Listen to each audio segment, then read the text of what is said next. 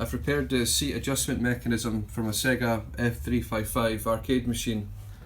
This seat mechanism is the same that's on lots of other SEGA racing cabinets like SEGA Rally 2 and Outrun, so it'll be the same parts inside.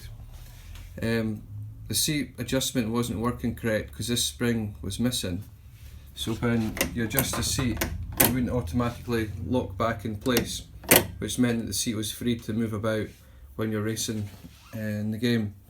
This isn't an exact replacement spring because I wasn't able to find it, but I managed to find one that should have fitted, and I just bent the wire into place and then also bored this hole in that shaft. This shaft is 8mm in diameter. The outside diameter of the spring is 10, but the wire diameter is 0.8, so it gives just a little bit of slack once it's slid on here. The length of the spring doesn't really matter as long as it's longer. Then you can cut it to size and then bend it into place. Then when I put the spring on, I added tension by twisting it around one full rotation and then popping it into there, so it would return back in place. Then this wire's been stretched out here and put in place here.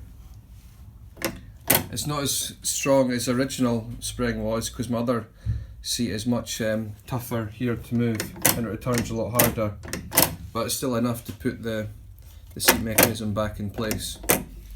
So if you've also got a seat that the adjustment lever doesn't slide into place, then this is a possible solution. It's only £3 off of eBay and that was including postage, so it's a relatively cheap replacement part, but it's quite a bit of a job to get this off and the seat in place.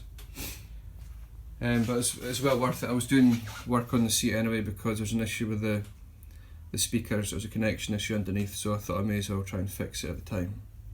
So hopefully this information is useful for somebody in the same situation.